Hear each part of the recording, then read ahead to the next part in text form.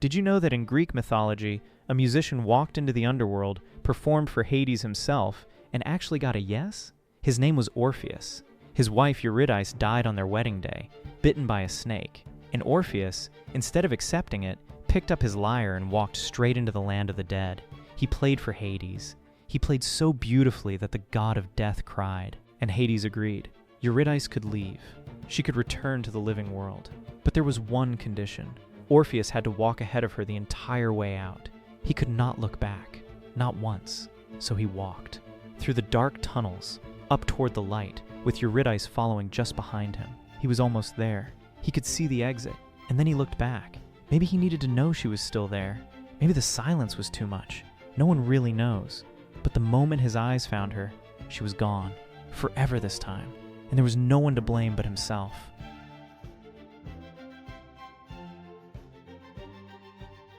Did you know that in Greek mythology, a mortal woman became so beautiful that people stopped worshipping Aphrodite, and Aphrodite sent her own son to destroy her as punishment? Her name was Psyche.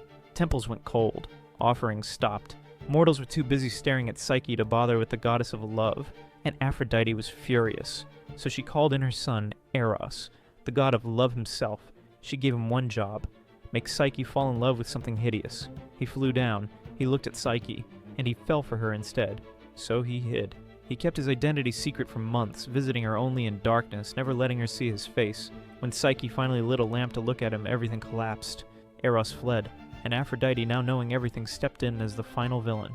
She gave Psyche 4 tasks, each one designed to kill her: sort an impossible mountain of seeds overnight, steal golden wool from killer sheep, fetch water from the underworld river, bring back beauty from Persephone herself. Your boyfriend abandoned you. His mother is trying to end you, and she is literally the goddess of love. Psyche survived every single task, and Eros eventually came back for her. Did you know that in Greek mythology, the god being tortured for eternity could have ended it all with one single sentence? His name was Prometheus. Most people know the story. He stole fire from the gods and gave it to humanity. Zeus chained him to a rock in the mountains. Every single day, an eagle would tear open his body and eat his liver. Every single night, his flesh would grow back. And then it would happen again, for centuries. But here's the part nobody tells you. Zeus needed something from him, a prophecy. Prometheus knew which of Zeus's own sons would one day rise up and destroy him. One sentence. That was all it would take to end the torture forever. Prometheus never said it. Think about that. Every morning, he made the same choice. Pain over surrender. He endured centuries of agony just to keep Zeus afraid. The eagle was never really the punishment. The punishment was that Zeus could never break him, and he never did.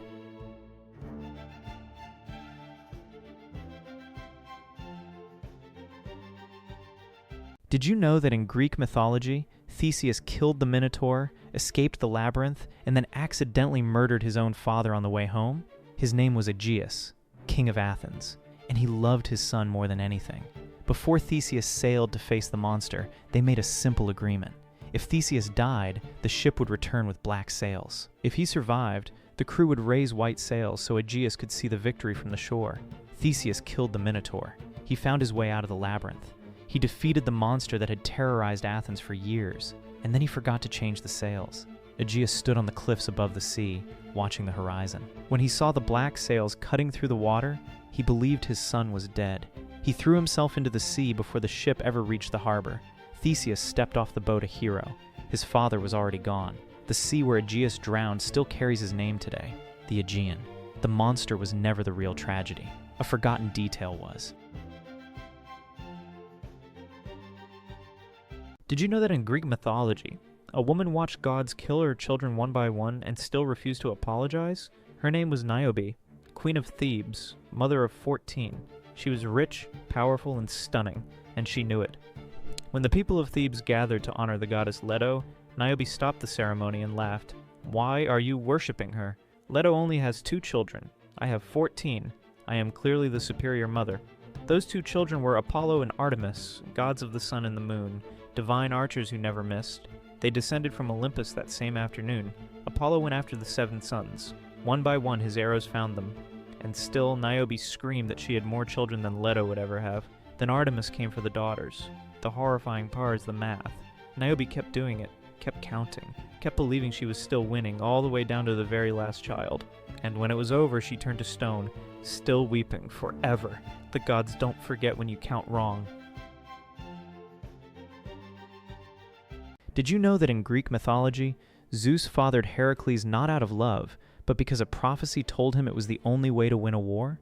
The Olympians were facing the giants, not monsters. An army, massive, immortal, bred specifically to destroy the gods. And then came the prophecy. No giant could be killed by a god alone. Every single one had to be finished off by a mortal's hand. Zeus had a problem, so Zeus made a solution. He chose a mortal woman, Alcmena, and fathered a son built for exactly one purpose. Heracles was not an accident. He was a weapon. When the war finally came, every god fought their opposite. Athena against Enceladus, Poseidon crushing polyboats under an entire island. Apollo, Artemis, Dionysus, all of them locked in combat across a battlefield that shook the earth. But none of them could finish the job alone. So Heracles moved through the chaos, one by one, delivering the killing blow the gods were forbidden to land themselves. The Olympians won, because Zeus planned it decades in advance. Heracles never got to choose his destiny. He was born inside it. Did you know that in Greek mythology, the entire continent of Europe is named after a woman Zeus kidnapped while disguised as a bull? Her name was Europa, a Phoenician princess. Beautiful, curious, and completely unsuspecting. One day she was picking flowers on the beach when a stunning white bull wandered toward her. Calm, gentle, almost magical. She reached out and touched it. Then she climbed onto its back. That was Zeus. The second she sat down, he bolted into the sea and swam straight to Crete, Europa screaming behind him the whole way across the Mediterranean.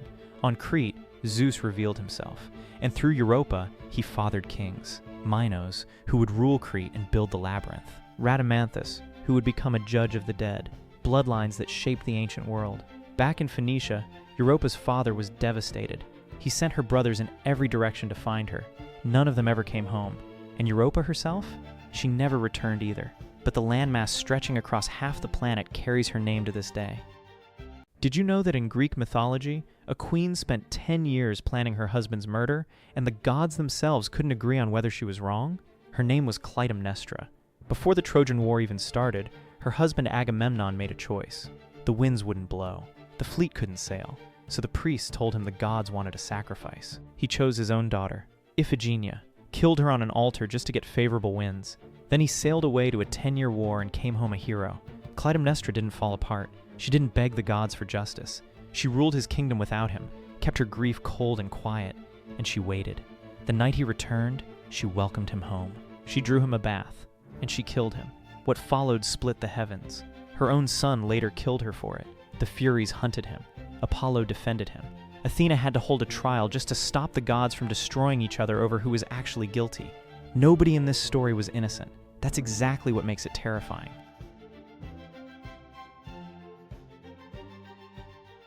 Did you know that in Greek mythology, there was a hero who tamed Pegasus, slew a fire-breathing monster, and was called the greatest warrior alive, and Zeus destroyed him with a single insect? His name was Bellerophon. He did things on the level of Hercules. He tamed the winged horse Pegasus and rode him through the sky. He killed the Chimera, a creature with a lion's head, a goat's body, and a serpent for a tail. Entire kingdoms feared him, and that was the problem. Bellerophon started to believe his own legend. He decided that a man this great deserved to live on Mount Olympus with the gods. So he pointed Pegasus toward the heavens and flew upward. Zeus watched him coming and didn't even bother to fight him. He just sent one gadfly, one tiny insect. It stung Pegasus, the horse bucked, and Bellerophon fell from the sky. He survived the fall. Blinded and broken, he wandered the earth alone for the rest of his life. No glory, no death in battle, no legend. Just a man that everyone slowly forgot. And somehow, that is so much worse. Did you know that in Greek mythology, Apollo once gave a king donkey ears just because the guy said Pan was a better musician? His name was Midas. Apollo challenged Pan to a music contest. Pan played his pipes. Apollo played his lyre. It wasn't even close. But Midas, one of the judges, raised his hand for Pan. Apollo stared at him. Then he gave Midas a gift. Long, gray, hairy donkey ears. Right there on the spot, Midas went home in complete humiliation. He pulled his royal cap down over his head and never took it off. For years, only one person in the entire kingdom knew the truth, his barber, and the barber was losing his mind. He couldn't tell anyone. but he couldn't keep it in either. So one day he walked out to a field, dug a hole in the dirt, leaned down, and whispered the secret into the earth. King Midas has donkey ears. Then he covered it up and walked away. But reeds grew from that spot, and when the wind blew through them, they whispered it to anyone who would listen. The dirt told on him.